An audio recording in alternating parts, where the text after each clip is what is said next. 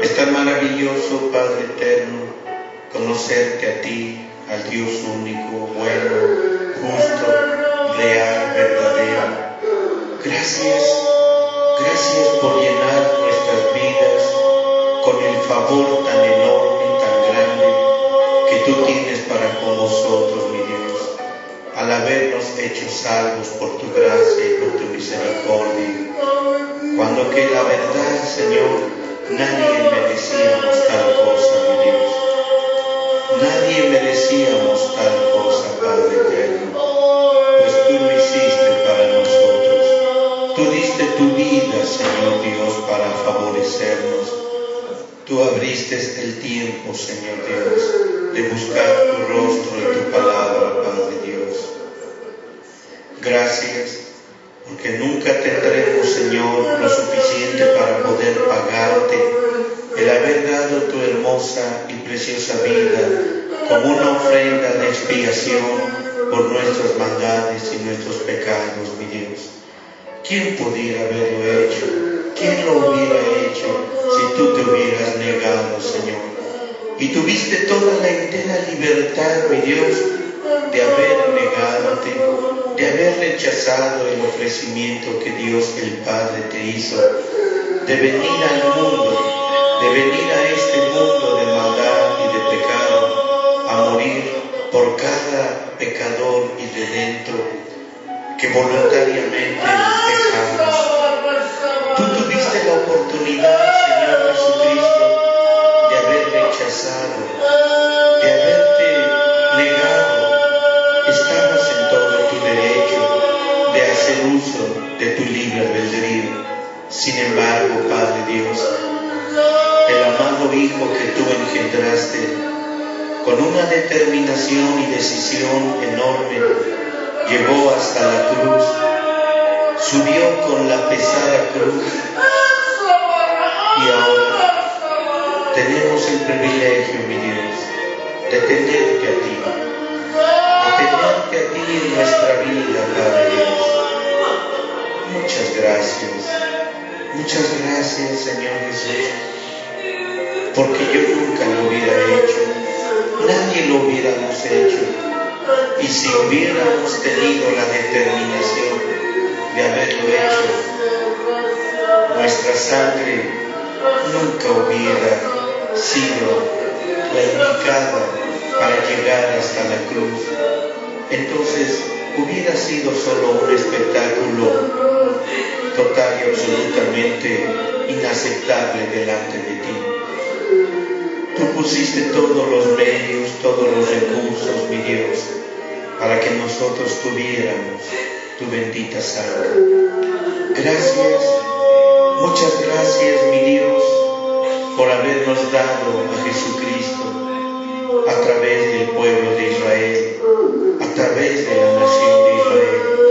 Gracias por habernos beneficiado, porque a través de esta nación fue como vino y halló entrada el Hijo de Dios. Señor, cuán grandes son tus misterios, insondables, mi Dios, ante la mente tan finita que nosotros poseemos. Ni siquiera tenemos, oh Dios, la capacidad de discernir lo maravilloso que es tu glorioso nombre. Muchos blasfeman contra tu nombre, aun cuando ya fuiste masacrado, por los pecados de la humanidad. La gente sigue, Señor, masacrándote con sus comentarios, con sus ofensas, con su indiferencia, con su desdén.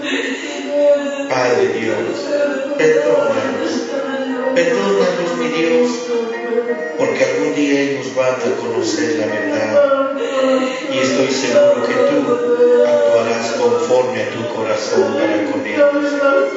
Yo no te ruego que los juzgues, que los destruyas o los maldigas. Nunca harías tú tal cosa, Señor, aunque un mundo de gente se uniera para rogarte y pedir que lo hicieras. Tú no lo haces. Qué bueno que eres un Dios tan lleno de amor, de gracia y misericordia, porque así también, Señor, nosotros estamos en muchas muchas formas y maneras agrariamos, Señor Dios, tu nombre, tu palabra. Gracias, Dios eterno, justo y santo. Gracias por la oportunidad que tú nos das de estar aquí, Señor Dios. Gracias por la oportunidad de haber sido contados entre toda esa gente que ha usado el poder de tu sangre redentiva y tu sangre creativa.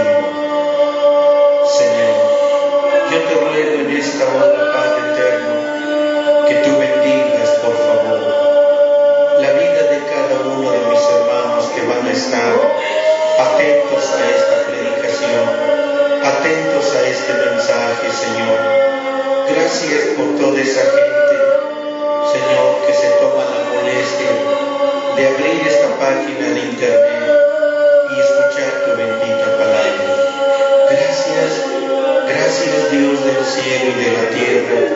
Gracias porque tú eres tan bueno, Señor. Bendice a todos mis hermanos que nos favorecen escuchando este estudio bíblico, escuchando esta hermosa palabra que habla del Mesías verdadero, de ese Mesías que ya vino, de ese Mesías que ya cumplió todas las profecías. Este es el mensaje que Él nos dejó, que Él nos heredó y que Él nos dijo que predicáramos por todo el mundo. Y si yo no puedo salir, mi Dios, de estas cuatro paredes, Señor, ahora he descubierto que a través de esto, del internet, puedo llegar, mi Dios, y cruzar las fronteras inimaginables, donde tu palabra puede llegar a cada corazón que tiene hambre y sed de ti. Quien no tiene hambre y sed de ti, simplemente abrirá la página, podrá simplemente oler y oír, y simplemente cerrar sus narices, cerrar sus ojos y cerrar esta página. Señor, pero habrá quienes tienen hambre y sed de tu bendita palabra. Yo te doy las gracias en el nombre de nuestro Señor Jesucristo. Bendice pues, mi Dios, este mensaje, y a ti sea dada la honra y la gloria, mi Dios, por la sabiduría, el entendimiento y el conocimiento de ello. Gracias en el nombre glorioso de nuestro bendito Señor y Salvador Jesucristo. Amén, amén, amén, amén, amén.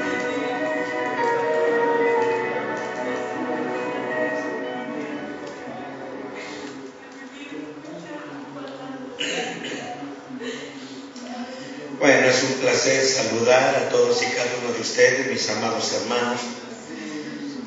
Es un privilegio poder estar aquí, primeramente ante la presencia del Espíritu de nuestro Dios, y también agradecerle a todos y cada uno de ustedes que nos favorecen visitando esta página, ya sea en directo como ahorita o diferido, pero gracias a Dios porque nos visitan y porque Dios hará grandes maravillas en sus vidas si ponen toda la atención necesaria a esta palabra que va a ser dada el día de hoy.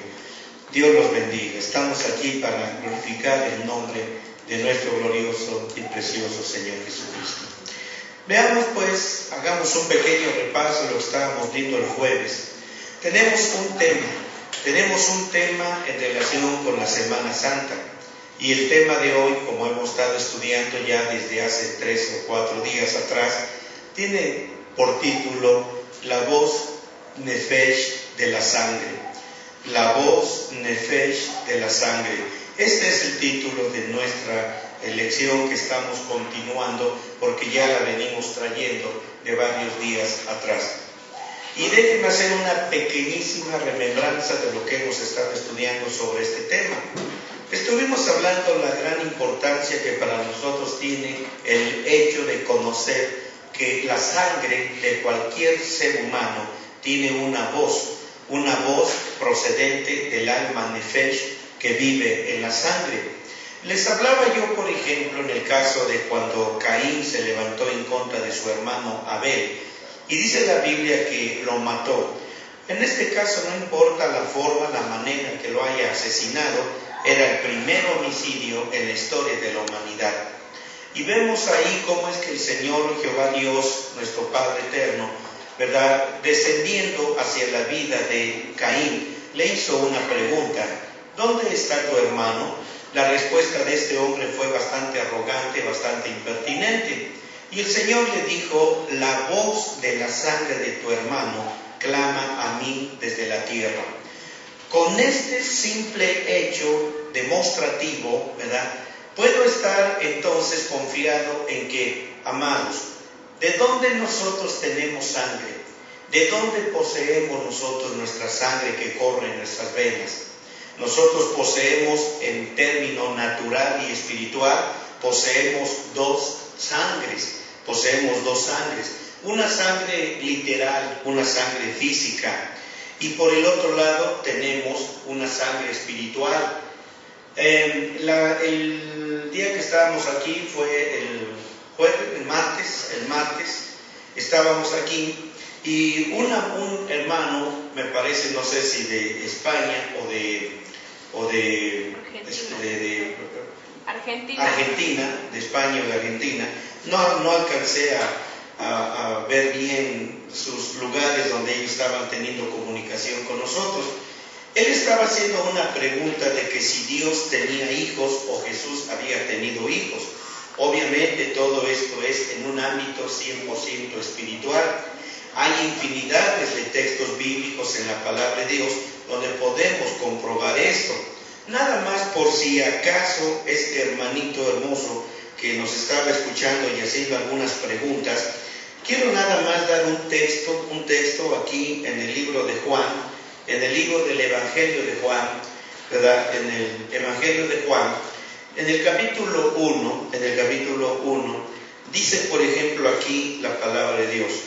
Dice en el versículo 11 y 12, a lo suyo vino.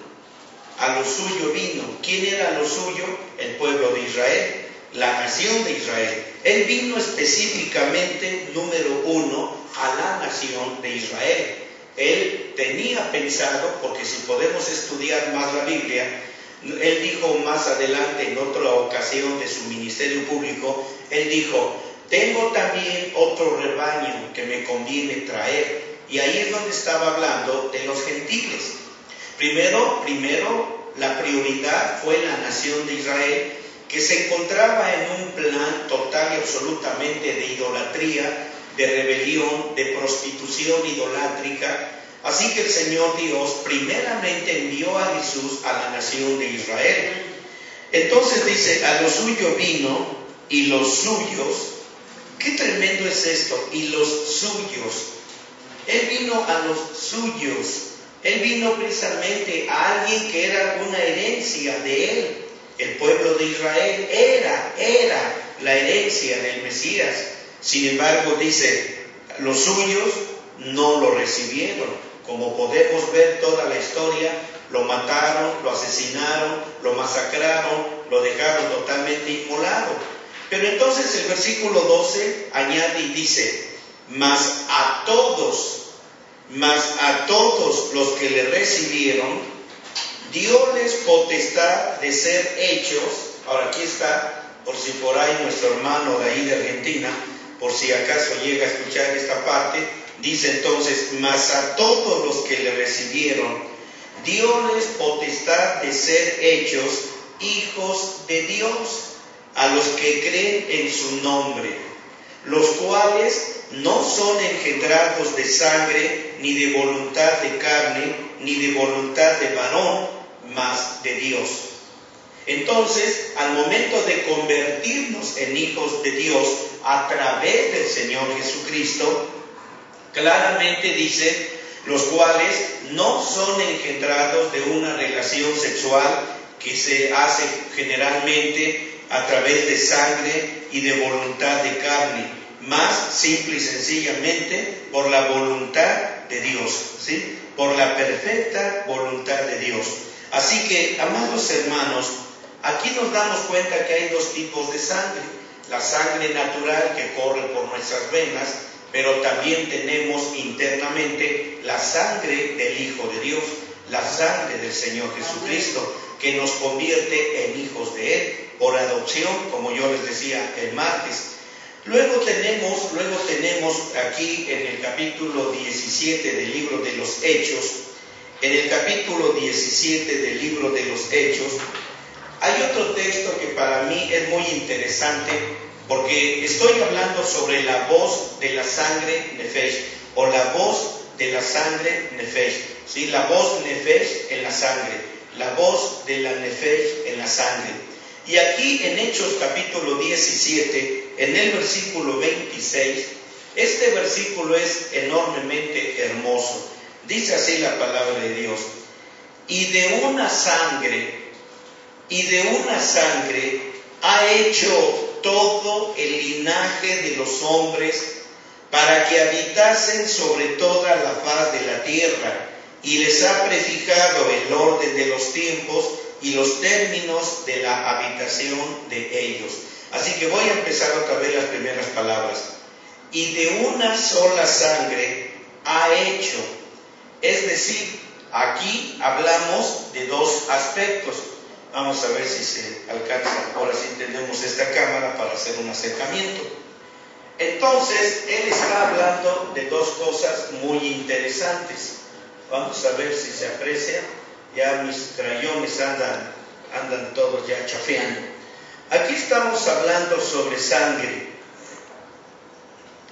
Cuando él está diciendo en esta porción, y de una sangre ha hecho, y de una sangre ha hecho, a ver si estoy bien, yo lo estoy escribiendo bien, no falta ahí la H, corazón se me hacía medio raro. Esta palabra hecho nos lleva al pensamiento de formar, crear, etc. Así que esta palabra dice ha hecho, es decir, a través de una sangre específica llamada, en este caso, voy a ponerlo aquí, sangre creativa. Sangre creativa. Este es el tipo de sangre creativa. Con esta sangre fue como Dios, a través de, bueno, déjenme contarles la historia. Dios engendró a su Hijo. Dios engendró a su Hijo. Entonces, Él lo engendró con una sangre, y esta sangre creativa es sangre creativa engendrada. Es una sangre creativa engendrada.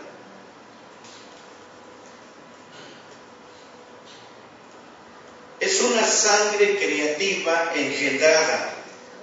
Cuando la palabra de Dios dice, allí en Apocalipsis 13, 18, Apocalipsis 13, a ver si está bien 18, sí, debe de ser 18. Apocalipsis 13, en este capítulo hay una palabra muy interesante, es 8, yo estoy pensando que es 18, 8, 13, 8. Ahí en Apocalipsis 13, 8 dice de esta manera, dice, y todos los que moran en la tierra le adoraron, cuyos nombres no están escritos en el libro de la vida del Cordero, el cual fue muerto desde el principio del mundo. Es decir, para que Dios pudiera hacer una obra creativa o llevar a efecto una obra creativa, Dios tuvo que haber sacado sangre de sí mismo, que es una sangre engendrada, y ponerla sobre el precioso Hijo de Dios, para que cuando no existía nada, absolutamente nada creado en cuanto a cosas visibles, materiales, naturales, Dios tuvo que haber sacrificado a su propio Hijo en el altar eterno, en los cielos de los cielos, en el todo lugar, Y al dar el golpe, dígase así, mortal sobre ese Cordero de Dios, sobre ese Hijo de Dios, su sangre se diseminó de una manera sorprendente, y ese es el origen de la llamada teoría del Big Bang, que tanto trae de cabeza a los científicos y ateos. Ellos dicen que hubo una explosión. Efectivamente, hasta ahí ellos están correctos. La explosión fue cuando el Padre asestó el golpe para extraer ahora la sangre creativa en el Hijo, en el Cordero de Dios. En ese momento, ahí se originó la vida, ahí se originó el principio de la vida creativa de Dios, tanto de todo lo que nosotros conocemos como el concepto vida. Así que aquí es donde nosotros, por creación, óigame bien, por creación poseemos sangre creativa engendrada. Luego, cuando el Hijo, esto fue un tipo de sangre que vino para nuestro cuerpo. Voy a poner aquí. El Señor formó nuestro cuerpo con ese tipo de sangre creativa. Con esa misma sangre fueron hechos todos los seres humanos. Esto les deja saber, ¿verdad? Cuando oímos a alguna gente cuando dicen, tú eres de sangre real, tú eres de sangre, ¿cómo dicen? De sangre azul, de sangre azul. Delante de Dios no existe ese tipo de rangos, porque ya lo vimos en el libro de Hechos capítulo 17, donde dice, porque de una sola sangre, así que los negros que habitan el África, los amarillos que están en Japón, los blancos que están en América y los rojos que están en otros países, esos 4 niveles de sangre que se identifican por colores o razas, más bien razas, no sangre, por todos ellos corre la misma sangre creativa. Así que, amados, delante de Dios no hay rangos, no hay distingos, no hay culturas, no hay nacionalidades, no hay niveles sociales. Así que el racismo simple y sencillamente es un pensamiento animal, diabólico, malvado.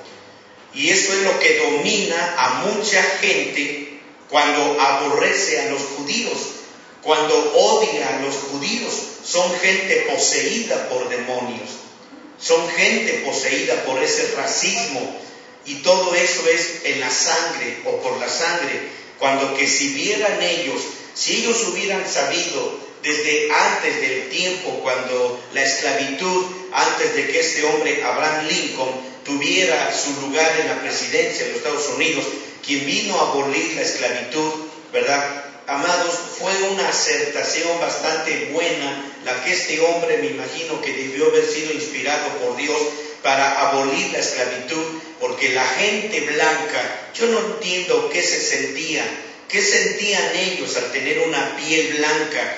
Me imagino que cuando llegaban a masacrar a estos infelices negros que los tenían esclavizados, la misma sangre color rojo, púrpura, salía de la sangre de esos negros oscuros que parecían carbones extraídos de las minas. Su piel era así, pero su sangre era tan roja como la gente blanca que tenía esclavos en ese tiempo. Su sangre era la misma, y si lo hubieran llevado a un laboratorio en aquellos años, se darían cuenta que, exceptuando solamente el factor RH, ellos hubieran visto una pequeña distinción. Pero Dios tiene un plan específico sobre por qué existe el factor RH y por qué existe todo ese tipo de sangres A o B, universal, etcétera, negativo y positivo. Esto todo está planeado por Dios en la humanidad, pero es la misma sangre, porque la misma Biblia lo dice.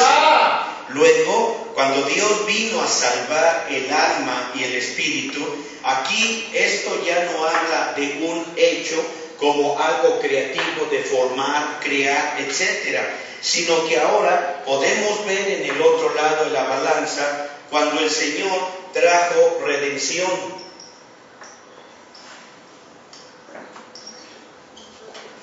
La redención vino a ser el hecho de traer, en este caso, salvación, podríamos pensar, salvación, restauración,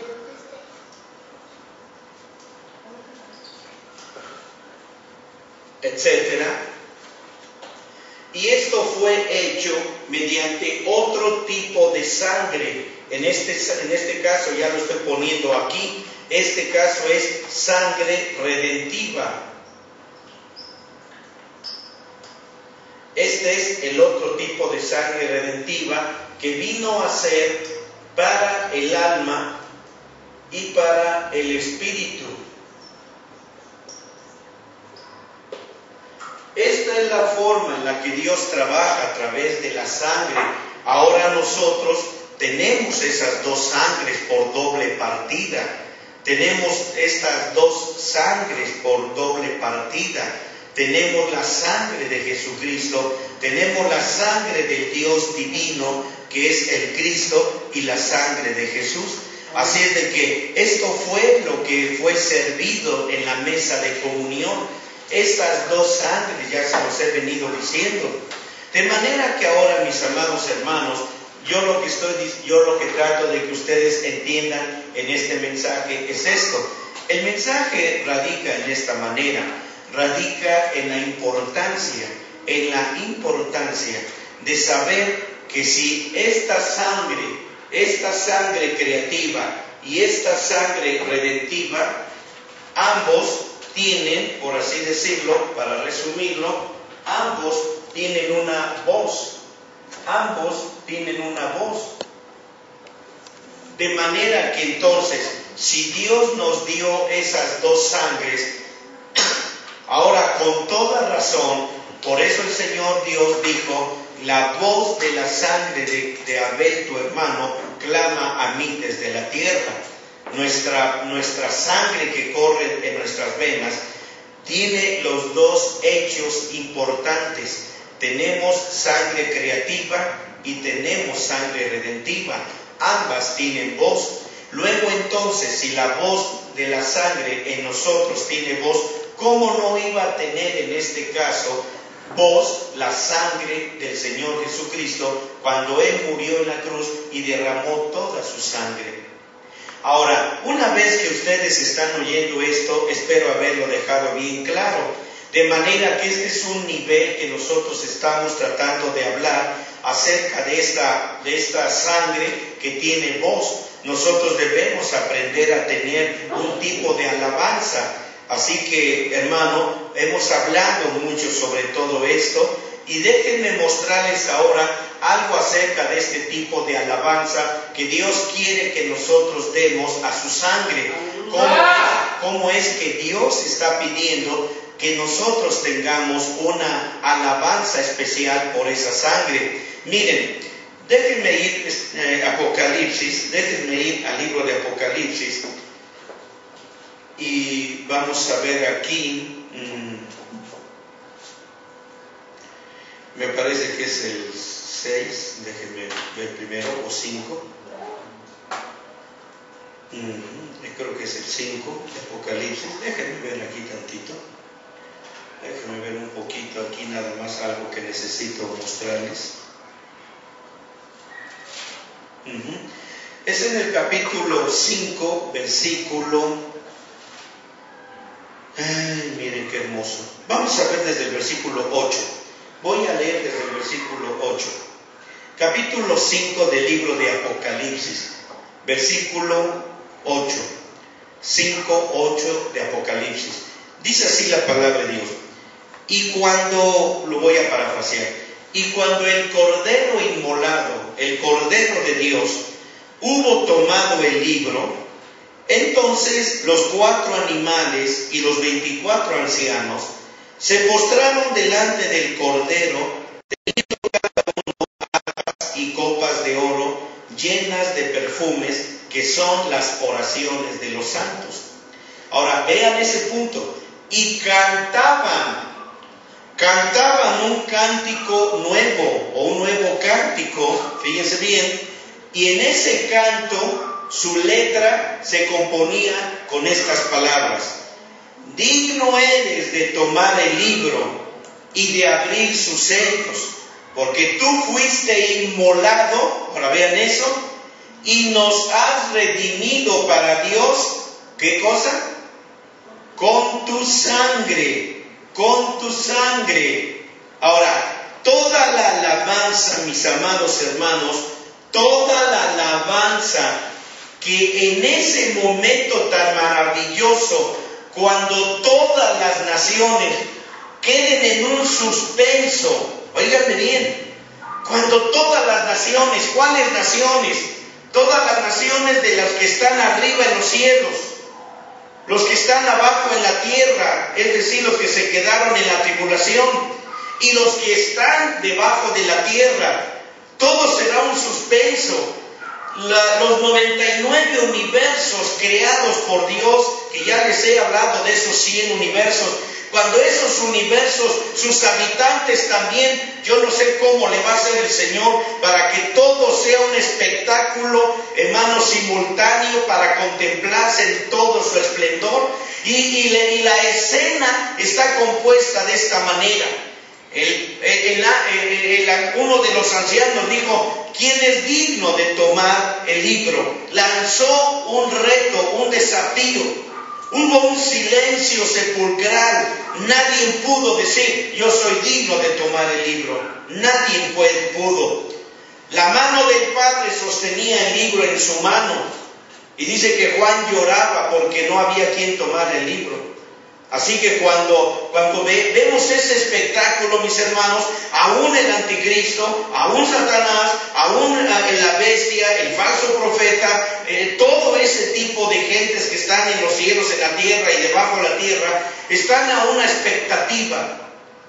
Cuando de repente aparece por ahí un cordero inmolado, que viene arrastrándose, por así decirlo, y toma de la mano del Padre el libro, pero viene chorreando todavía sangre, cantidad de sangre, inmensos ríos de sangre, de manera que cuando todo el mundo está a la expectativa mirando todo ese espectáculo, la atención más grande de ellos es que cuando Él toma el libro, fue en base a la victoria que Él tuvo por haber derramado la sangre. Así que la alabanza enorme en la que se van a unir todos los universos va a ser una alabanza dirigida específicamente a la sangre del Cordero.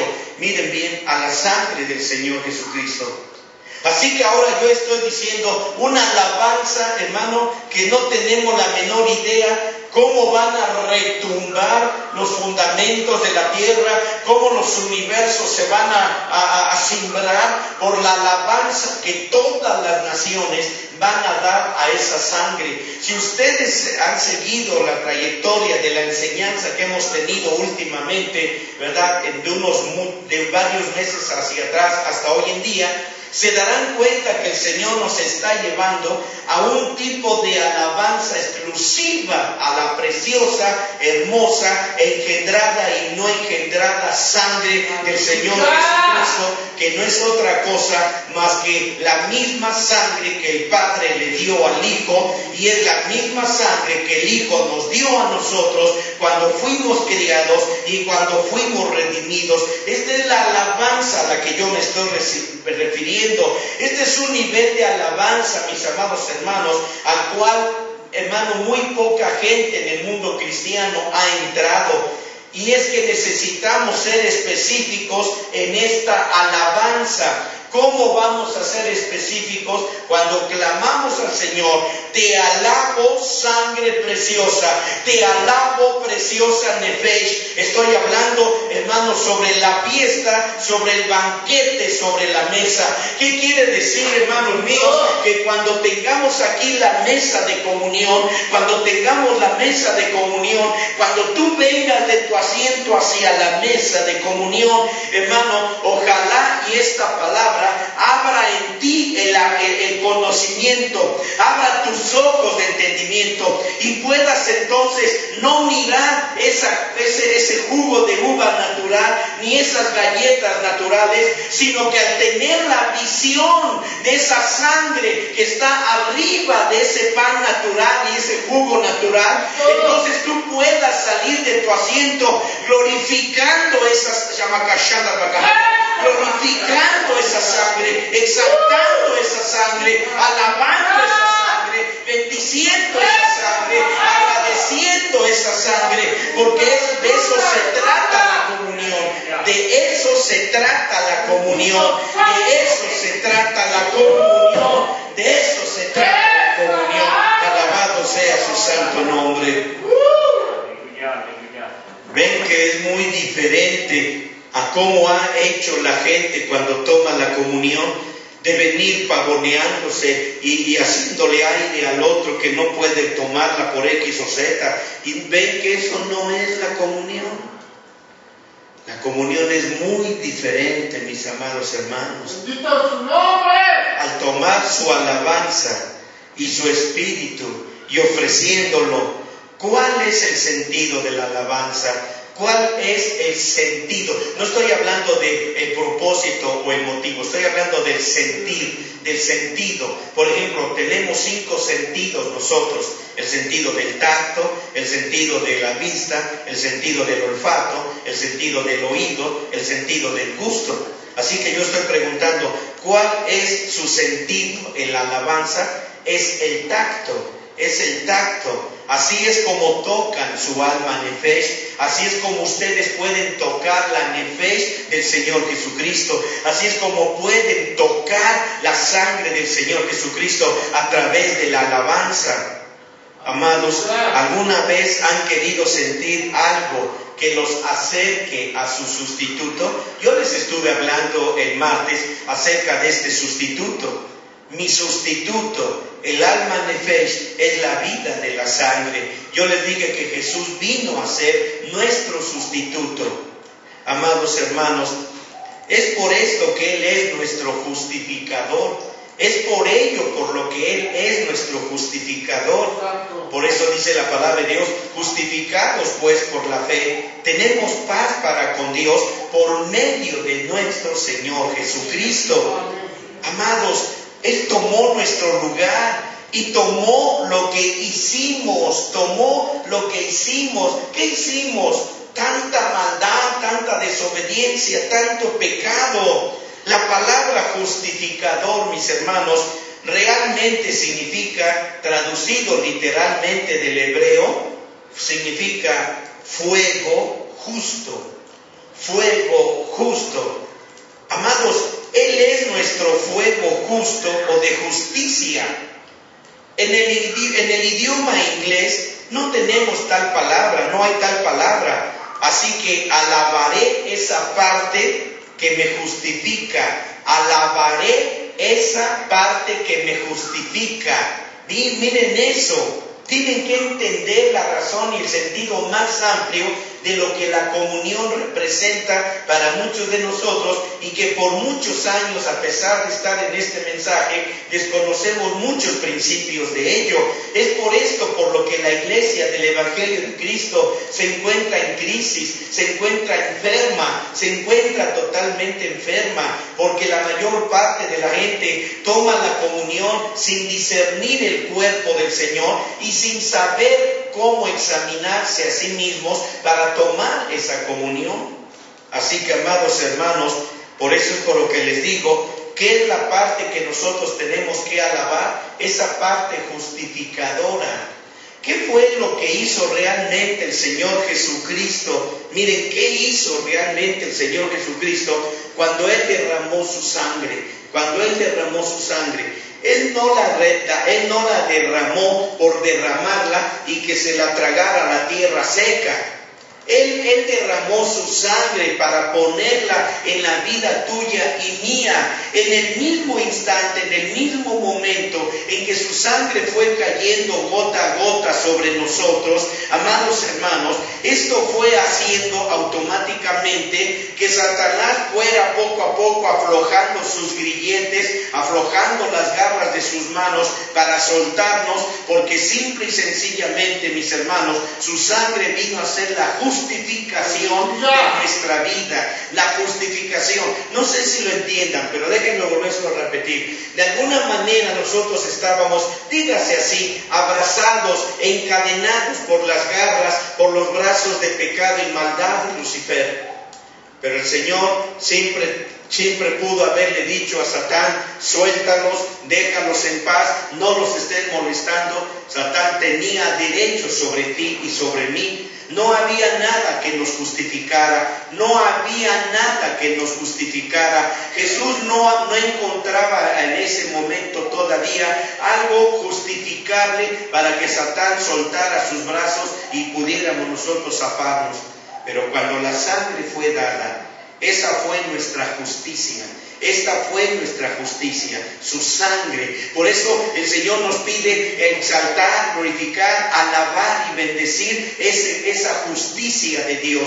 Él es nuestra justicia. Y que esta justicia tiene un nombre: la sangre engendrada y no engendrada. Esta es nuestra justicia, a quien nosotros, como lo vimos en Apocalipsis 5, todos dan una alabanza enorme. ¿A quién? A la sangre justificadora, porque es fuego justo, bendito su nombre, ese fuego de justicia o fuego justo. Y alabaré esa voz que se encuentra en esa sangre, alabaré esa voz que se encuentra en esa sangre. Su sangre tiene una voz mayor ahora, ya que esta ha sido unida a la gloria no engendrada. Aquí ya no lo puse, ¿verdad? Déjenme ponerlo aquí. Aquí pusimos sangre creativa engendrada. Véanlo aquí. Ahora estamos hablando sangre redentiva no engendrada.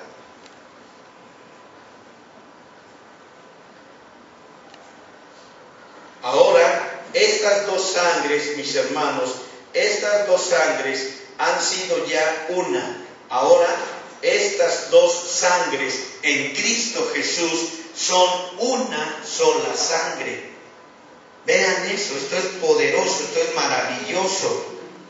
Así que pueden ustedes ver, fíjense en esto, pueden imaginar que aquí esta sangre que estamos viendo aquí, esta sangre creativa, tiene una voz. Vamos a ver si se ve ahí en la cámara, Pedro. Y esta sangre creativa y esta sangre redentiva también tiene una voz. Ahora, pueden imaginarse si esta una sangre tiene una voz, y si esta una sangre también posee una voz. Ahora imagínense las dos unidas. Ahora estas dos voces están unidas. Pueden ahora imaginarse cómo será la voz unida de esas dos sangres. O dicho de otra manera, estas dos voces uniéndose en una sola. ¿Pueden ustedes imaginarse cuán poderosa luego es entonces la voz del Señor Jesucristo? Es cierto, mis hermanos, que hay otras voces en su cuerpo. Esto es otro asunto, no voy a hablar de ello. Es muy cierto que hay otro tipo de voces en su cuerpo, pero la Nefesh es la capitana, la Nefesh es la gobernante. Así que es por eso que la rueda que lleva a las otras tres mentes no pueden estar en orden hasta que nuestra hermana Nefesh esté en la posición correcta. Ella es la reina, ella es la capitana, y es necesario que la Nefesh vuelva a ocupar su posición normal, original, correcta, de cuando Dios lo puso en el cuerpo del hombre, del ser humano. Así que, amados hermanos, estoy tratando de decirles algo sobre esta mesa, sobre el banquete, sobre la fiesta. Así que, miren hermanos, estoy hablando de que la comunión, los servicios de comunión deberían de ser una verdadera fiesta de alabanza. Debería ser una fiesta de alabanza. Ojalá y la mayor parte de la gente, el día de mañana que estemos en la vigilia velada, puedan haber estado al tanto de estos estudios, para que mañana, al tomar la comunión, ellos sepan lo que vamos a tener que hacer mañana. Durante el tiempo de la vigilia velada estaremos tomando la comunión en forma simultánea con nuestros hermanos que estarán conectados en vivo, y que el hermano Fabián ha estado invitando ahí en Guayaquil a varias gente. Esperemos que esta gente oiga sin saber este mensaje, pueda oír esta voz de fe de la sangre del Señor, reuniéndolos en sus hogares, reuniéndolos en sus casas, ¿verdad? Porque no va a ser la voz del hermano Fabián ni la voz mía, va a ser la voz de la Nefesh cuando ellos pasen a tomar esa comunión. Entonces ustedes se darán cuenta, por eso les digo, ojalá y el resto de los hermanos que vienen mañana a la velada puedan estar siguiendo esta predicación, ¿verdad?, a través de internet, porque van a necesitar mañana actuar correctamente cuando pongamos la mesa de comunión aquí. Ahorita ustedes no, yo creo que están fríos, están durmiendo, no sé qué, pero ojalá y mañana estén más despiertos, porque ustedes sí están oyendo estos estudios. Y ojalá y mañana, hermano, pueda uno irrumpir en una tremenda alabanza por esa gloriosa sangre, por esa voz de la Nefesh de la sangre. Así que déjenme tratar de continuar un poquito más. No me estoy apresurando porque ya les dije, tenemos un culto de comunión, pero hasta el día de mañana, así que nunca me apresuro en este tipo de cuestiones. Así que simple y sencillamente vamos a aprender la palabra de Dios, ¿verdad? ¿Y qué más podemos leer en el texto bíblico? Y habiendo dado gracias, estamos creo en 1 Corintios 11, vamos allá, porque estamos perdiendo nuestro texto bíblico. Estoy en el versículo 24 del capítulo 11. Vamos a leer desde el versículo 23 y 24. Deberíamos de leerlo todo para recordar, pero simplemente ahorita lo vamos a seguir leyendo. Estoy hablando, dice el capítulo 11 de 1 Corintios, versículo 23. Porque yo recibí del Señor lo que también os he enseñado, que el Señor Jesús, la noche que fue entregado, tomó pan, y habiendo dado gracias, lo partió y dijo: tomad, comed, esto es mi cuerpo, ¿verdad? Entonces, las primeras palabras quiero: y habiendo dado gracias, ¿de qué dio gracias? Estaba hablando del Señor Jesús, y habiendo dado gracias, ¿de qué dio gracias? Por la sangre y el cuerpo de Cristo, el cuerpo invisible. Fue aquí donde fallaron los judíos. Déjenme ver si puedo mostrarles. Bueno, vamos a borrar aquí esto y vamos a hacer algo nuevo. Espero que estén entendiendo bien esto, mis hermanos, porque mañana voy a necesitar que hagan un verdadero espectáculo, no estoy hablando de un show, un verdadero espectáculo. La palabra espectáculo es muy diferente a un show, aunque para algunos coreografistas pueden resultar lo mismo, pero no. Cuando Jesús estaba en la cruz del Calvario, Él fue un espectáculo. Un día les voy a dar un estudio que está allí, hablando sobre Jesús siendo un espectáculo y cómo es que Dios nos llama a nosotros también a ser un espectáculo. Bien, ok, ese es otro asunto. Déjenme mostrarles aquí algo diferente. Vamos a poner aquí una balanza. Vamos a poner una balanza.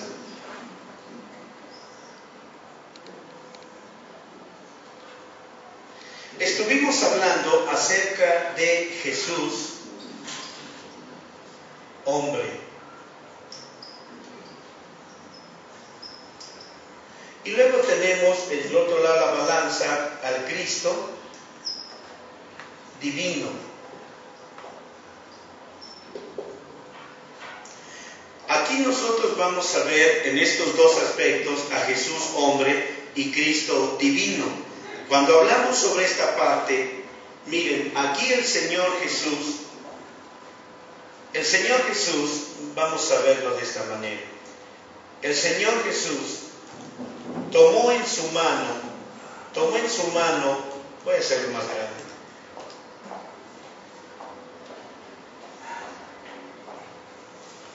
Tomó en su mano, no importa aquí si ustedes lo ponen en la mano izquierda o derecha, eso ahorita no es trascendental.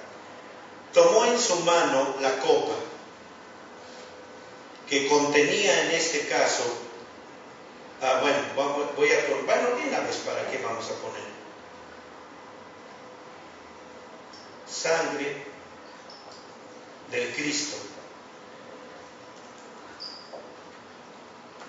Y luego tomó, en otro lado, tomó el pan.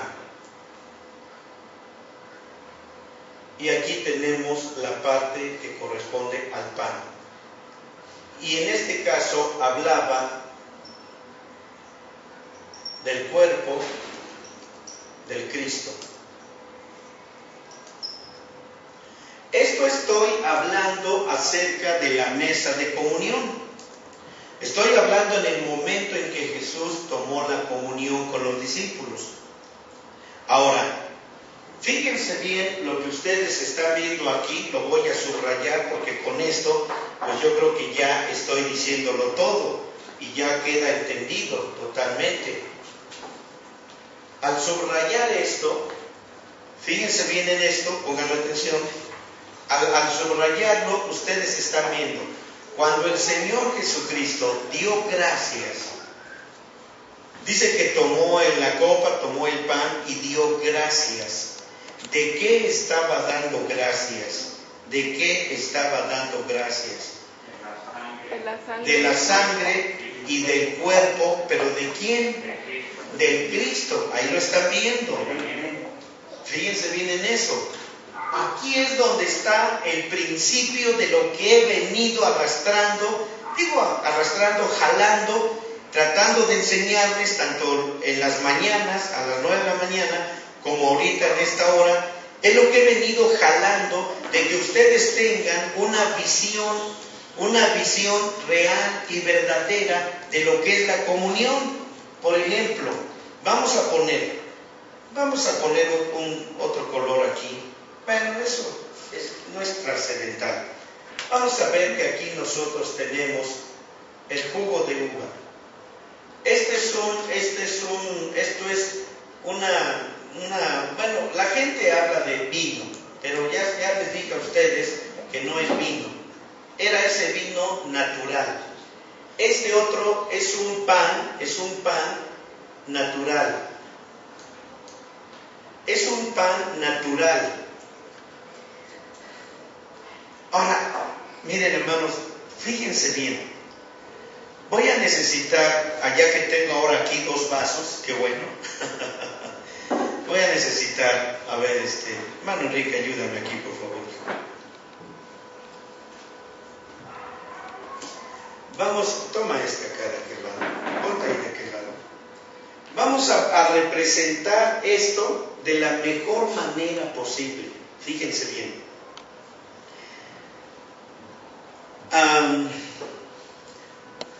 como está el hermano Enrique allá y yo estoy en este lado, vean la balanza.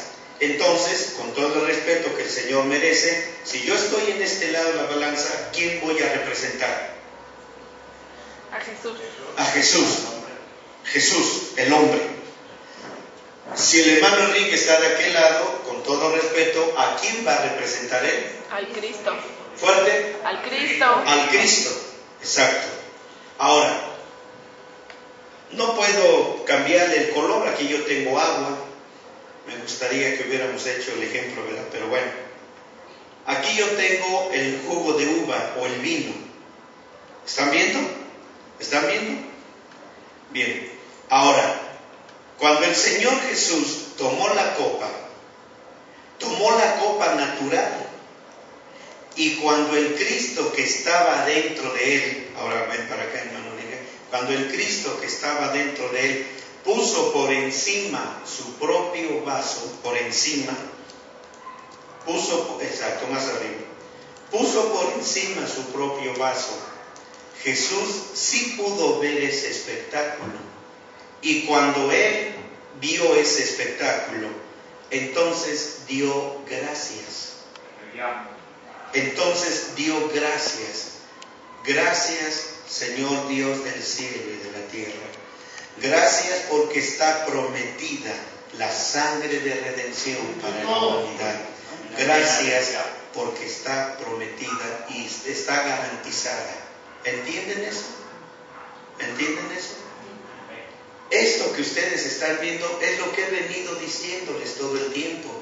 ¿Dónde estuvo la falla de los judíos y dónde está la falla de las congregaciones todavía, hermanos, hoy en día, en que ellos no miran esto? Ellos miran esto, pero no ponen sus ojos sobre esto. Por eso es por lo que yo estoy diciendo, hagamos una fiesta. Hagamos una fiesta, vamos a discernir el cuerpo de Cristo, es decir, vamos a ver por arriba del vaso natural, vamos a ver lo que el Señor ha traído. Entonces, cuando nosotros podemos discernir este cuerpo, entonces el servicio de comunión se vuelve una fiesta, hermanos, de las más estruendosas que pueden ser posibles. Amén. Hermanos, ¿quedó eso entendido? Eso es ahí donde nosotros tenemos la falla. Fue ahí donde fallaron los judíos, como se los he venido diciendo antes, hermanos. Encima de cada sacrificio que hicieron en el altar de bronce, cada que ellos venían al tabernáculo para ofrecer los sacrificios al Señor Jehová Dios, hermanos, entiendan eso. Cada que ellos venían al tabernáculo, ellos solamente se concretaban en traer su cordero, en traer un cordero natural, pero nunca veían que en medio de ese fuego sobrenatural que caía del cielo y que consumía los holocaustos, nunca se dieron cuenta que en medio de esas llamas de fuego sobrenatural había otro cordero consumiéndose. Ellos solo veían el cordero natural y decían, ya se acabó, vámonos, se terminó la fiesta de la Pascua, se terminó la fiesta de las ofrendas por el pecado, se terminó la ofrenda por el holocausto, vámonos a casa. Y esto era una gran ofensa delante de Dios, porque nunca veían ellos cómo en medio de esas llamas de fuego sobrenatural estaba la justificación, la justicia fuego de Dios, consumiendo temporalmente los pecados de ellos. Aleluya. Amados hermanos, el Señor dijo que perdieron la justicia de la fe en el Antiguo Testamento porque no lo buscaron por fe. Vamos a Romanos 9:32. Vamos a Romanos 9:32. Es maravilloso lo que están estudiando ustedes ahorita, mis hermanos. Es maravilloso lo que ustedes están recibiendo. Ojalá y esto sea trascendental de aquí en adelante en la vida de ustedes. Así que aquí tenemos Romanos 9:32.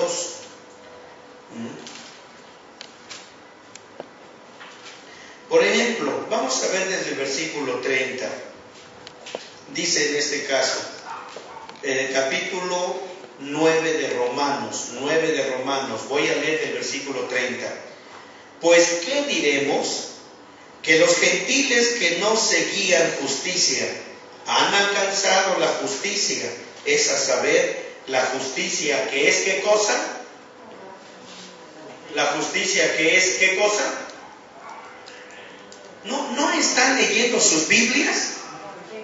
¿No tienen ahí sus Biblias? ¿Por qué no me responden? Me molesta que me hagan eso, ustedes lo saben. Si no traen sus Biblias, hermanos, entonces yo no sé a qué vienen aquí. No entiendo a qué vienen.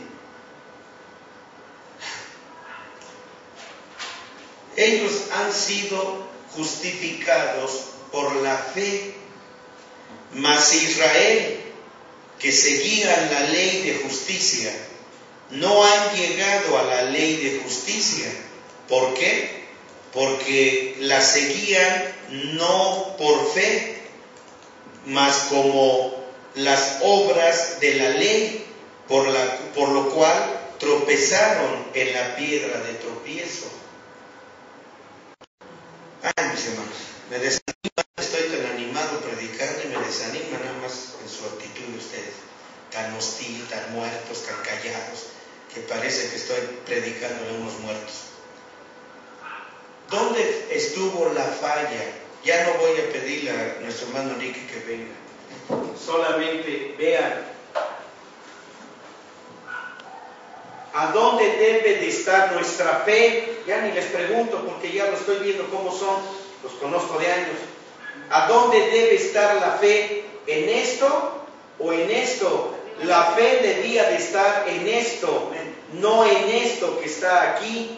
Esta fue la falla del pueblo de Israel y de los discípulos cuando estaban en el cenáculo. Su fe, su confianza, de acuerdo a la ley de la Pascua, era esto. Para ellos lo trascendental era esto. Pero hasta la fecha, ellos no pudieron alcanzar por las obras de la ley la justificación que venía por la fe. Así que es la razón por la que también nosotros fallamos cuando venimos a tomar la comunión, porque solamente vemos este vaso con jugo de uva, pero no discernimos el cuerpo del Señor que está arriba y que tomamos entonces y participamos de la comunión por fe, no por obras, sino por fe, no por las obras de la ley, sino por la fe en Jesucristo.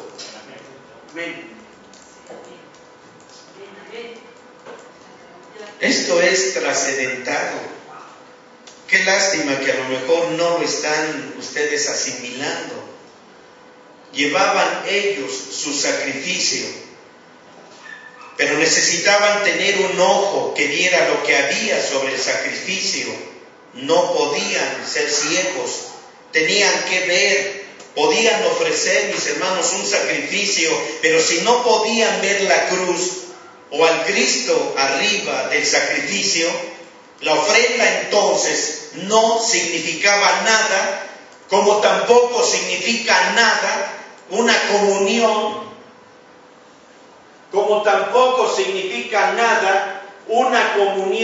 oigan, que no tiene esto. No significa nada una comunión donde la gente se jacta, se viene pasando a tomar, ya sea lo que quieran tomar en el vaso, en la copa y ese pan.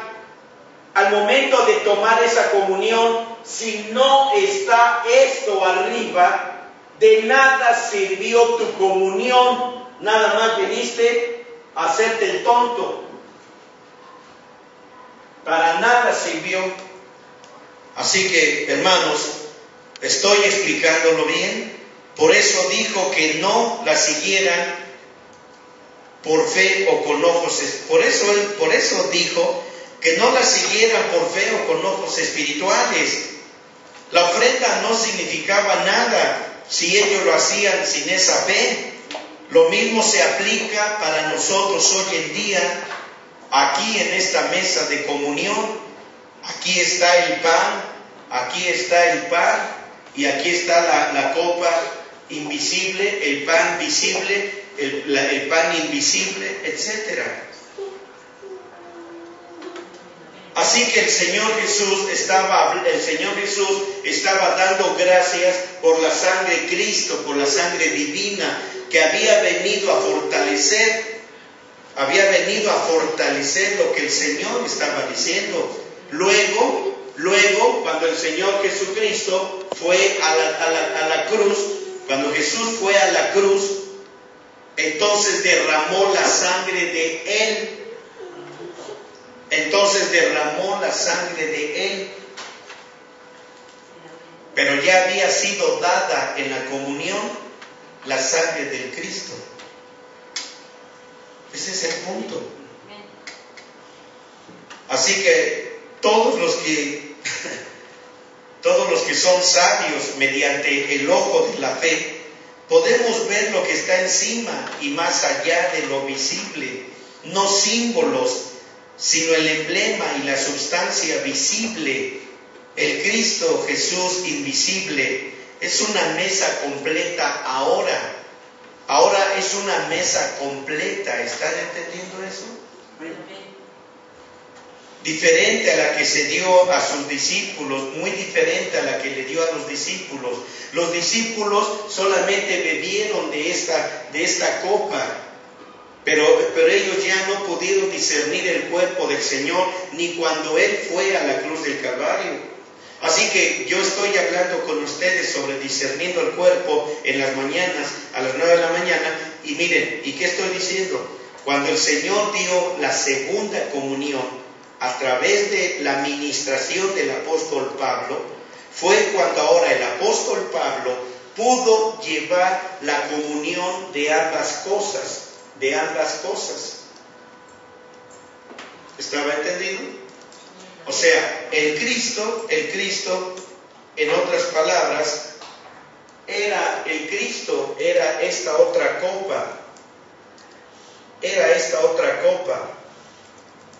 Y Él era este otro hogaza de pan. De modo que este era el pan invisible y la sangre invisible. Esto fue lo que vino a posarse aquí. Esta sangre que estamos viendo aquí, esta sangre divina, fue la que vino a posarse sobre esto, y este pan vino a posarse sobre este lado. Así que ahí es cuando el Señor estaba diciéndoles, lo importante no era el vino o el jugo de la vid, ni el pan sin levadura, era el Señor Jesús el Cristo. Entonces, para entender de que ¿cómo se llama? De que debemos saber lo de la comunión. O sea, por ejemplo, para mañana, para saberlo, tenemos que hacer un espectáculo. O sea, el espectáculo, como dice, o sea, no es... Mira, el espectáculo sería en un momento dado, si está usando la palabra.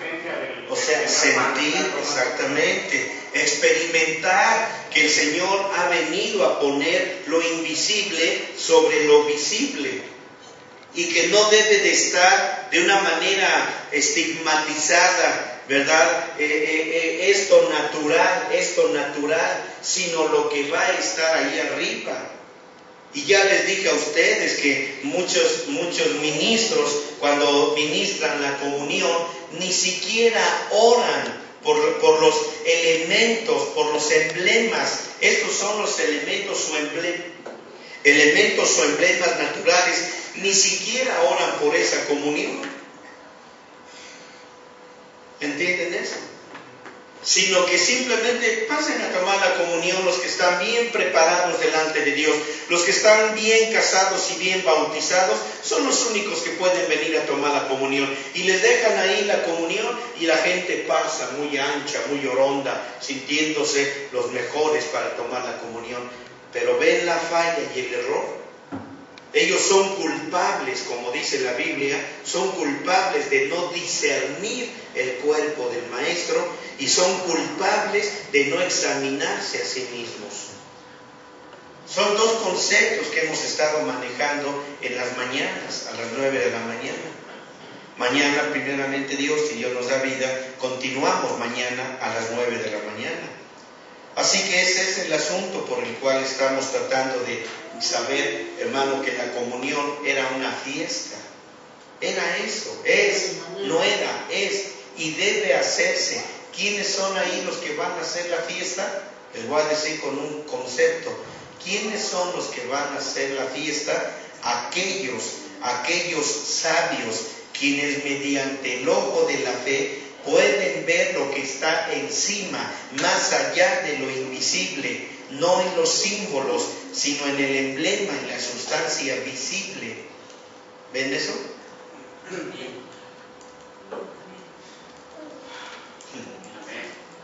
El Cristo Jesús invisible, como ya se los dije, es una mesa completa de comunión para nosotros hoy en este tiempo. Es muy diferente a la mesa que le dio a sus discípulos. Así que alguna vez se han preguntado, ¿cómo pudieron olvidar al Señor y negarlo? ¿Cómo fue que corrieron como conejos espantados cuando llegaron los soldados? ¿Por qué Pedro lo negó? ¿Ven ustedes por qué para nosotros es fácil abandonar nuestra iglesia? ¿Por qué es fácil irnos al mundo, aunque sea un mes o 2 meses? ¿O por qué es tan fácil irnos a acostar con la novia o con el novio, a ir al cine, meternos al cine, que según nosotros, porque tenemos necesidad de divertirnos? ¿Por qué se tatúa la gente? ¿Por qué las mujeres visten como visten, peor que una mundana? ¿Por qué los cristianos están viviendo tan mundanamente? ¿Ven en dónde está parte del origen de eso? En que no pueden discernir lo que es el cuerpo del Señor, y cuando pasan a tomar la comunión, pasan de una manera totalmente ignorantes, indignos absolutamente. Así que, amados, hay tanto que hablar de esto. ¿Por qué uno puede simplemente en el trabajo o con los amigos o las amiguitas negar que uno es cristiano? O a veces usted dice, no lo estoy negando, yo solamente le digo a la amiguita íntima o al amiguito íntimo, yo solamente le digo, mira, mi religión es aparte, mi Cristo es aparte, ¿sí? Ahorita soy yo, ¿qué quieres conmigo? Aquí estoy. No metas aquí a Cristo ni a la religión, simplemente ahorita somos tú y yo. ¿Por qué hacemos eso? ¿Por qué es tan fácil adulterar, fornicar, mentir, odiar, robar? ¿Por qué es tan fácil odiar a quien sea? No importa que sea el perro roñoso, no tenemos por qué odiarlo. No tenemos por qué odiar a nadie. Ya lo vieron en la Biblia. En las venas de Chilo corre la misma sangre que yo tengo, que es la sangre de Cristo. En la vida de José Luis, en la vida de Jessica, en la vida de Enrique, corre la misma sangre. Al odiarlo a él, al odiarlo a ellos, odio esa sangre que hay en ellos. Estoy odiando a Jehová de los ejércitos. Estoy odiando al Dios Todopoderoso. Esa es la verdad. Por eso Él dice que no odiemos, que no blasfememos, que no pequemos más. Pero ¿por qué lo hacemos? Porque cuando tomamos la comunión, nunca pueden discernir aquello. Fue lo mismo, ya les di el texto de Romanos 9, 30 al 32. Ese es el punto clave de todo el asunto. Así que, amados hermanos, ustedes pueden ver aquí todo esto. Nosotros ahora tenemos una mesa de comunión completa. Pablo tuvo una mesa de comunión completa y el Señor le sirvió esa comunión personalmente. No sé cuándo lo hizo, no sé cómo lo hizo, pero una cosa estoy seguro, lo hizo, porque se le apareció a Pablo y le enseñó sobre ella. La enseñanza no es completa hasta que la teoría se une a la experiencia. Así que aquí tenemos este punto, miren, aquí lo voy a poner. Esta es la parte, bueno, a ver, necesito cambiar el dibujo, pero bueno, total, déjenme volverles a repetir solamente. La enseñanza no es completa hasta que la teoría se une a la experiencia. ¿Dónde está la teoría?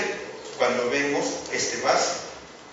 Esta es la teoría, pero la experiencia es cuando este otro vaso invisible viene a estar sobre el visible. Y aquí tenemos la unión de lo visible, de la teoría con la práctica. Espero que esté quedando claro todo esto. Ahora, hermanos, sé por los principios de la palabra de Dios y todo esto otro, además de que otras cosas que el Señor les sirvió una comunión completa. Así que podemos seguir leyendo y obtenemos unos cuantos puntos más sobre esto. Ya se me acabó mi tiempo, ya empieza Semana Santa, pero todavía tenemos, sí es cierto, estoy pensando que ya se me acabó. Ya estoy pensando que por el hecho de tener mañana la comunión, vamos a suspender nuestros estudios relacionados a la comunión. Así que si Dios lo quiere, tendremos todavía lunes y martes, porque el Viernes Santo tendremos nuestra comunión como iglesia, aunque mañana también lo vamos a tener. Pero miren, yo no sé si a lo mejor si mañana no es tan explosivo nuestro espectáculo mañana, pero a lo mejor para el viernes, que ya hayamos entendido todavía mucho más, sea cada día, y cada día que tomemos la comunión sea verdaderamente una hermosa y tremenda fiesta. Ahora, ya no quiero preguntarles, ¿fiesta a quién o para quién? ¿Esa fiesta para quién es y para qué es? Tienen que saberlo, ya se los dije. Bien, así que si Dios quiere, nada más de pensar, mañana tenemos nuestra vigilia velada y he estado trabajando en estos días muy duro, en un lado y en otro. Tengo que ir a otras iglesias también a compartir todo esto, la palabra de Dios, ¿verdad? Que también hay ignorancia sobre esto, pero bueno, no me quejo, tengo trabajo, alabado y bendito sea el Señor. Así que vamos a continuar.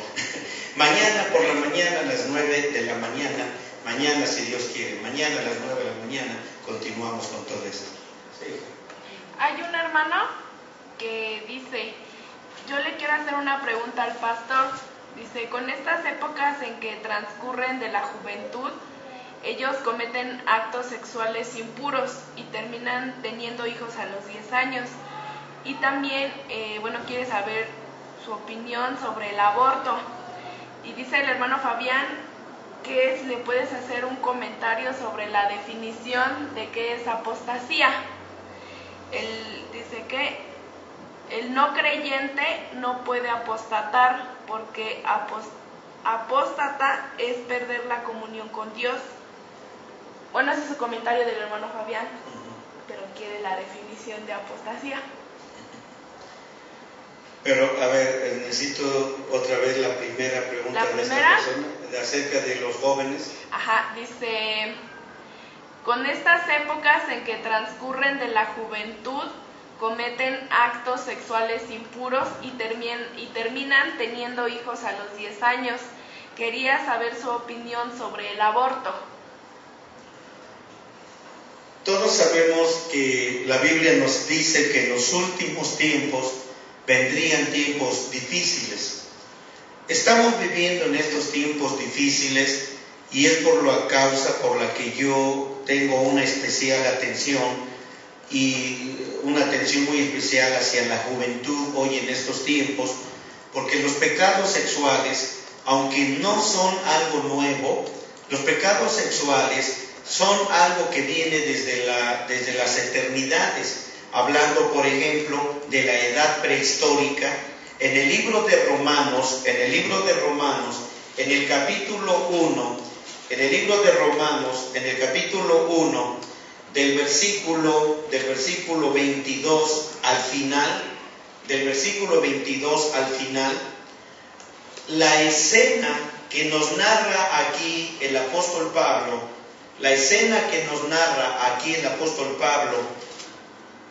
de lo que él está haciendo referencia desde el versículo 22 al versículo 32, él está haciendo una mención de las naciones o gentes que habitaron la edad prehistórica.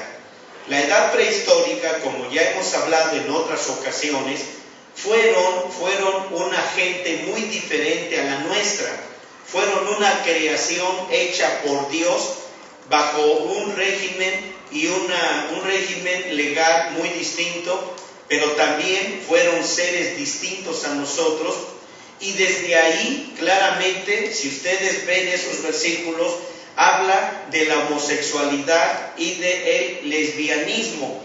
Habla de los pecados sexuales que el hombre comete con animales, mancillando sus cuerpos con animales, las mujeres con animales y los hombres con animales. Habla de todo lo que es la inmundicia a la que probablemente esta persona se está refiriendo. Lo que yo solamente puedo decir, mis hermanos, es que todo acto sexual que se comete fuera del matrimonio o entre solteros, todo eso ante Dios es inmundicia. Son pecados de inmundicia. Todo acto sexual que se comete entre solteros y fuera del matrimonio está plagado de espíritus de inmundicia. La palabra de Dios en el hebreo nos enseña que la palabra inmundicia es un término específicamente para todo lo relacionado a la sexualidad. Aún entre casados se cometen actos de inmundicia en el acto sexual. ¿Cómo son estos? Cuando llegan a la depravación, la degeneración, hablando del sexo bucal, del sexo anal. Estos dos actos sexuales son inmundicia. El hombre jamás debe practicar con ninguna mujer, mucho menos con su esposa, el acto sexual bucal, ni obligar a que su mujer le haga acto sexual. Estos son inmundicias. Tampoco la penetración anal. Esto es inmundicia, es suciedad. Ese es lo poquito que ahorita puedo hablar, dado el tiempo que tenemos. La segunda cosa, el aborto es total y absolutamente degradante, ofensivo en contra de Dios. Es el asesinato con todas las alevosías, premeditación y alevosías que marca la ley. Es un asesinato total y absoluto, porque la vida no empieza a cierta cantidad de semanas cuando el óvulo es alcanzado por el esperma. En el mismo instante donde el esperma alcanza al óvulo femenino, en ese instante ya se dio origen a la vida. Cuando un biólogo examina un óvulo alcanzado en los pocos nanosegundos en que es alcanzado por el esperma, empieza una transformación llamada mórula. Esta mórula, ustedes los que saben de esto, saben que al ejecutarse estos cambios progresivos que son la mórula, ¿verdad? Después viene el gameto, etcétera. Entonces todo esto, mis hermanos, ya es una vida traída por Dios. ¿Qué es lo que hace que el esperma y el óvulo hagan esta mórula? Es el alma y el espíritu. La vida Navida es cuando Dios envía en ese instante un alma y un espíritu que va a ser para toda la eternidad el que more en ese cuerpo, lo cual indica que no existe la reencarnación. Un alma y un espíritu que habita un cuerpo siempre se va a identificar por todas las eternidades con ese cuerpo. Hay mucho que hablar sobre esto, pero el tiempo no me va a permitir hacerlo. Así que Dios nunca jamás va a perdonar un aborto. Jamás. El aborto es un asesinato. ¿Y quién dice la Biblia que es homicida? Satanás. Jesús mismo dijo, Satán es homicida.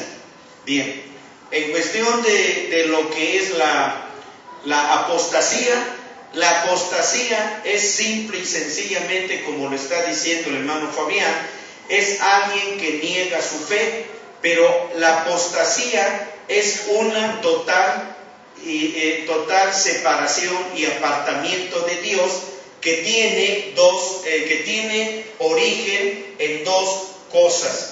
Déjenme mostrárselo rápido a mi hermano Fabián.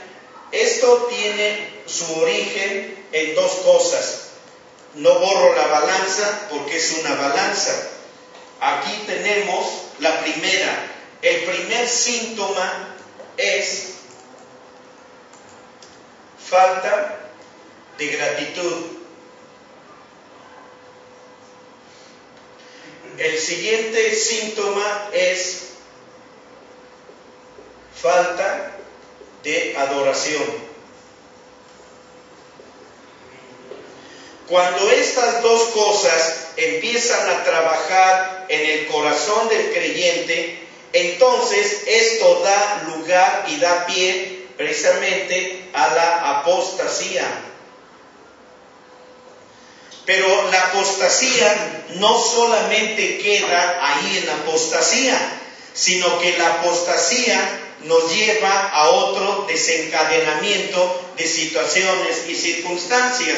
La apostasía, lo voy a poner aquí fuera del corazón porque necesito escribirlo. La apostasía nos lleva después a ser un retrógrada. Después, el ser un retrógrada nos lleva a algo más grave, nos lleva a ser un anticristo. Estas son las consecuencias de que si no paramos a tiempo el espíritu de apostasía nos lleva como consecuencia al espíritu de ser un retrógrada. El convertirnos en un retrógrada mediante ese espíritu, a final de cuentas caemos en un anticristo. Así que el tema de ser un apóstata desencadena reacciones totalmente drásticas en nuestra relación delante de Dios. Así que el tema pues también es enorme, pero no sé si con esto sea satisfactorio, hermano Fabián, para que usted pueda quedar satisfecho con esta pequeñísima observación o respuesta que humildemente hago.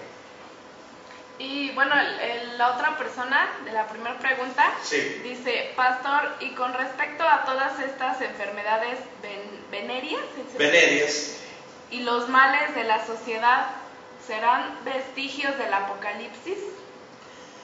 En cierta medida sí, porque todo esto es tan apocalíptico que llega al punto de mostrarnos, como dijo la palabra de Dios, en los últimos días, ¿verdad? El pecado, la maldad será tan grande que traerá como consecuencia, como lo dice en Lucas capítulo 21, donde dice que el corazón y la fe, la confianza, la esperanza en Dios se enfriará, los corazones se enfriarán de tal manera al ver cómo la maldad va creciendo en la humanidad. Todo ese tipo de enfermedades venéreas, como estamos hablando ahorita de la apostasía, trae consecuencias que desencadenan graves situaciones. Me tocó ir a orar por un muchacho joven, 19 años de edad, él estaba contagiado del SIDA. Cuando fui a orar por él, obviamente era un joven que no había conocido a Cristo como su Señor y Salvador, nunca lo había conocido, sus pecados sexuales lo llevaron a vivir una vida desenfrenada. Cuando yo fui a verlo, él ya estaba en el punto terminal o en la fase terminal, dígase así, de la consecuencia del SIDA. Hay varias cosas que a mí me dejaron muy triste cuando fui a ver a este joven, porque cuando fui a verlo me llevaron unos hermanos para que fuera a orar por él, y me dio mucha tristeza porque él estaba acompañado de su esposa, una jovencita de aproximadamente 17 años de edad.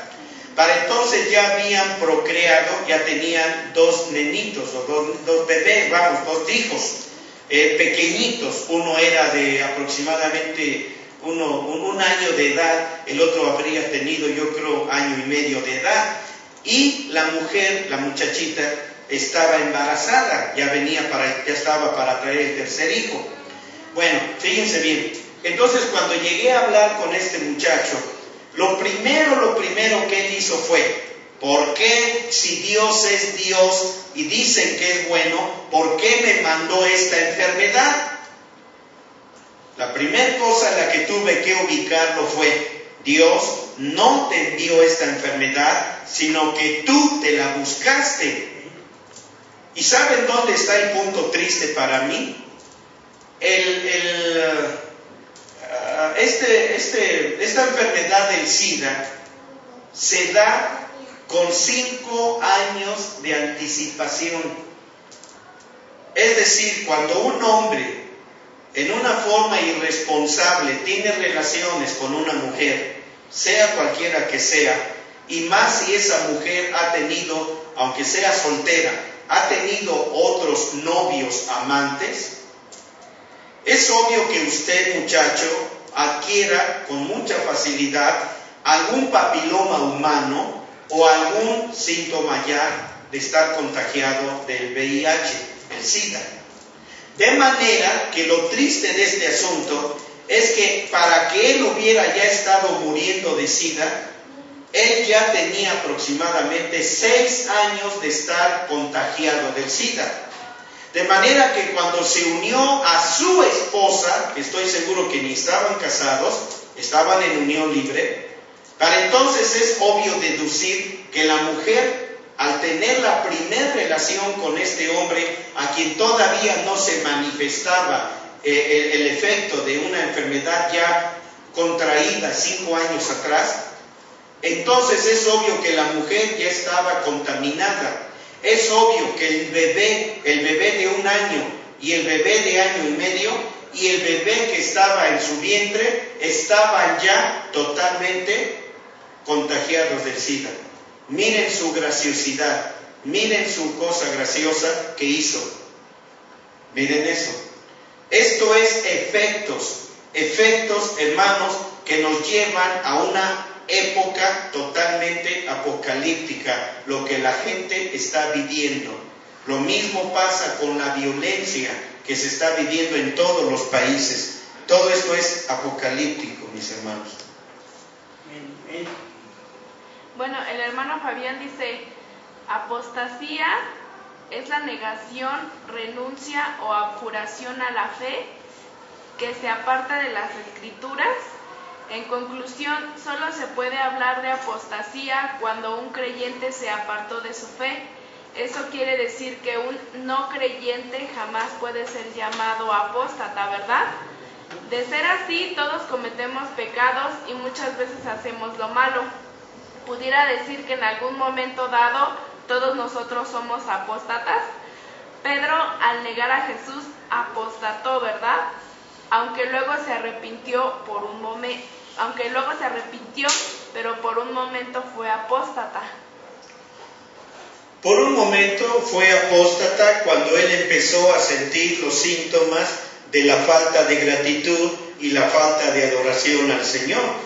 Pero aún así podremos nosotros pensar, como lo mencioné hace un rato, que si nosotros empezamos a sentir estos síntomas, hermano, estamos empezando a estar enfermos de apostasía. Por eso les dije a ustedes, si ustedes se dan cuenta rápidamente, hermano, Dios entonces, por eso el Señor Dios, el Señor Jesús, le dijo a Pedro, y una vez vuelto, cuando le dijo, y una vez vuelto, bueno, vamos a poner aquí, y una vez vuelto, no sé si estoy bien con la B, chica, ¿sí?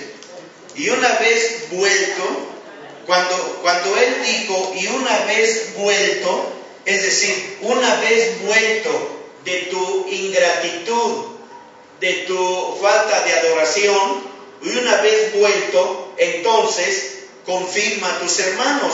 Era necesario que el apóstol Pedro, en este caso, se diera cuenta que había, sí, como dice usted, hermano Fabián, había entrado en un síntoma de apostasía, pero gracias a Dios no llegó hasta el otro punto, que fueron los caminos, óigame bien, que fueron los caminos que recorrió Judas Iscariote.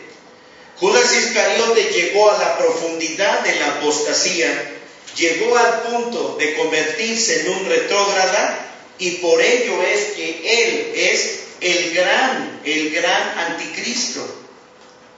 Así que la apostasía, mi hermano, como lo dice, pues no se le puede decir a uno que no es creyente que es un apóstata, ¿verdad? Pero hay un punto muy interesante, hermano Fabián, que mucha gente cristiana ocupa el término apóstata hacia a alguien que está en un movimiento cristiano, dígase cualquiera que éste sea, y que de repente conoce un tipo de nivel de palabra más grande, más revelador, más lleno de luz, más lleno de la gloria de Dios, y ahí es donde trabajan muchos predicadores que utilizan el término apóstata para decirle a ese cristiano: no te vayas a escuchar a ese hermano de México, no te juntes con ellos para que oigas ese mensaje que él está predicando, porque te vas a convertir en un apóstata. Por eso tú te bautizaste aquí, te presentaron de bebé aquí, tú perteneces a esta iglesia, tú eres de esta congregación,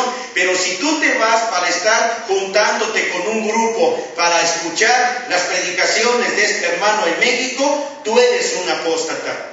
Qué tremenda temeridad de este tipo de siervos, ¿verdad?, que ocupan ese término apostasía para intimidar a la gente, a fin de que aquellas personas, ¿verdad?, no crezcan espiritualmente, no conozcan más de la verdad de Dios, les impiden, les truncan el llamamiento y el deseo de Dios de que ellos crezcan en la palabra. Utilizan malignamente, malvadamente el término apostasía.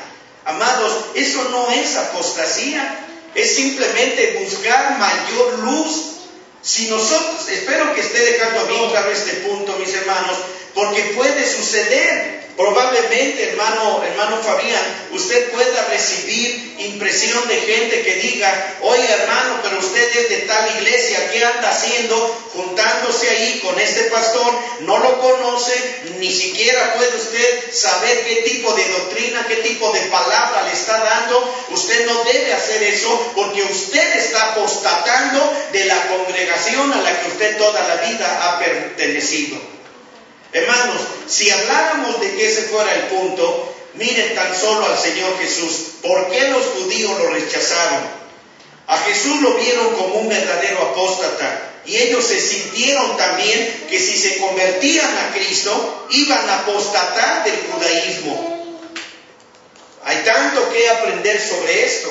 Jesús era como alguien que venía a sacar a la gente de un lugar para una doctrina nueva. En un sentido era una doctrina nueva, una doctrina que ellos no habían oído en el ámbito en el que Dios lo envió a través de su Hijo. Pero ellos ¿qué pensaron? Si nos vamos tras el cristianismo, vamos a ser apóstatas del judaísmo. Pero Jesús nunca vino a suprimir el judaísmo. La misma palabra de Dios está basada 100% en el hebreo de los judíos. Así que el término de apostasía hay que trabajarlo con mucho cuidado, mis hermanos, y no llegar a ese tipo de miedos y temores por el hecho de que Dios te llame a un más alto llamamiento. Dios siempre te va a llamar a un más alto llamamiento. Y cuando Él lo haga, hermano, tú tienes que salir de ahí. Tú tienes que salir de ahí. Y esto no es apostasía. ¿Sí? Ok, bueno, pues a Dios sea la gloria. Todavía hay otra pregunta del hermano anterior. Dice, respecto de los métodos de anticoncepción, como es el preservativo y demás pastillas, si es un pecado. Luego puso otro comentario y dice, el pastor ahora está hablando de cómo las demás religiones niegan a las demás. Pero ese a lo mejor fue el que estás hablando. Yo no, bueno, no estoy tratando de hacer pensar que en un sentido las religiones nieguen a las demás. Simplemente yo puedo pensar, la Biblia nos enseña que como pastores no somos dueños del rebaño, no somos dueños de las almas. Nosotros somos cuidadores de ellos, cuidadores de las almas, del rebaño, dígase así. El asunto malo aquí es que nosotros, o muchos pastores, se vuelven dueños absolutos de los congregantes para manipularlos a su antojo, cuando que debemos de dar libertad a cada quien de poder buscar. Pero cuando yo les he dicho a ustedes, mis hermanos aquí, cuando yo les he dicho, si la palabra que yo les doy ya no les satisface, ya no les llena, ya no los lleva a un crecimiento y desarrollo espiritual, el corral de las ovejas está abierto para cuando ustedes busquen. Solamente mi única obligación o deber es saber a dónde se fueron, qué están aprendiendo, y sin ningún celo ministerial o pastoral de mi parte, permitir que ellos conozcan y saboreen otro tipo de pastos y que ellos decidan qué tipo de pasto van a comer. Claro, bajo la supervisión para poder decirle, hermanos, está bien ahí donde ustedes están. Y sin celo pastoral, puedo decir, ese pastor sabe más que yo. Quédense ahí, es bueno. Bien, esa es la segunda cosa, pero empezó diciendo... Acerca de los anticonceptivos. Acerca de los anticonceptivos. No es ningún pecado el anticonceptivo, siempre y cuando uno tenga muy bien el conocimiento de saber que este anticonceptivo no vaya a resultar ser un método que provoque un microaborto, que no provoque un microaborto. Hay que tener mucho cuidado cuál es el método anticonceptivo adecuado. Por ejemplo, se entiende que el método anticonceptivo más efectivo, entre comillas yo lo digo, es el DIU. Este método anticonceptivo llamado DIU es uno de los más certeros, pero son los que llevan también un alto porcentaje de posibilidades de causar microabortos. Para esto es importante que si una persona o una mujer juntamente con su marido deciden tomar como recurso anticonceptivo el DIU, entonces ellos también deben de conocer en un sentido, para mejorar el asunto, es el método llamado el ritmo. Este llamado ritmo es algo que deben de equilibrar entre ambas cosas para saber en qué momento la mujer es fértil y en qué momento la mujer no es fértil, para no causar un embarazo. Y el DIU tiene la capacidad de destruir la mórula, lo cual equivale a un microaborto. De los demás hermanos, espermaticidas y todo ese tipo de cosas, ¿verdad?, son correctos. Lo único es que tienen que entender que en el óvulo femenino y en el esperma no radica el alma y el espíritu. Así que espero que quede conforme nuestro hermano con esta respuesta. Bueno. ¿Ok, Moni? Ok, bueno, pues vamos a darle gracias a nuestro Dios. Esperemos que haya sido de beneficio las respuestas que nuestros hermanos han recibido, que sean satisfactorias para su corazón. Oramos a nuestro Dios. Bendito Padre Dios, queremos agradecerte infinitamente, mi Dios, la oportunidad que tú nos das, Señor, de tener conocimiento de tu palabra, de tu verdad. En verdad te damos las gracias, mi Dios, porque no somos dignos ni merecedores de recibir esta enseñanza, esta palabra, mas si la recibimos es por tu amor, por tu bondad, por tu gracia, por tu misericordia, porque quieres hacernos sabios y entendidos acerca de todas aquellas cosas, Señor, que debemos nosotros tener en mente, en nuestro corazón. Gracias por la asistencia de nuestros hermanos que nos visitan a través de esta página. Y yo te ruego, Señor, también una excelente bendición para ellos, sus hogares, sus familias. Y ojalá, Señor Dios, y tú convenzas a sus corazones para que también por las mañanas, Señor, todos los días a las 9 de la mañana, ellos puedan, Señor, también interesarse en recibir tu palabra. Ellos pueden también recibir tu palabra en forma diferida. Permite que ellos, Señor, se alimenten y llenen, Señor, su corazón de toda esta delicia del pan espiritual que tú nos sirves. Así, Padre Dios, bendice nuestras manos para darte a ti lo que es tuyo, para depositar, Señor Dios, nuestra ofrenda, nuestros diezmos y ponerlos en el alfolí, Padre Dios. Bendice nuestras manos y las manos de todos nuestros hermanos, Señor, Padre, para que ellos también sean tocados y movidos a enviar alguna ayuda, alguna ofrenda para este ministerio, Señor. Padre, así te rogamos que tú nos des tu bendición antes de despedirnos, antes de salirnos de este lugar, porque simplemente nos estamos, Señor, alejando de este lugar, pero no de tu presencia. Vamos a nuestros hogares y te suplicamos y te rogamos, Padre eterno, que tu presencia quede permanente en nuestras vidas. Así pues, Señor, con toda humildad y respeto, te rogamos y te suplicamos que la gracia del Señor Jesucristo, el amor de Dios, la comunión y la participación de tu Santo y bendito Espíritu, sea con todos y cada uno, a hoy y siempre, hasta el día en que tú vengas, mi Dios. Amén, amén, amén.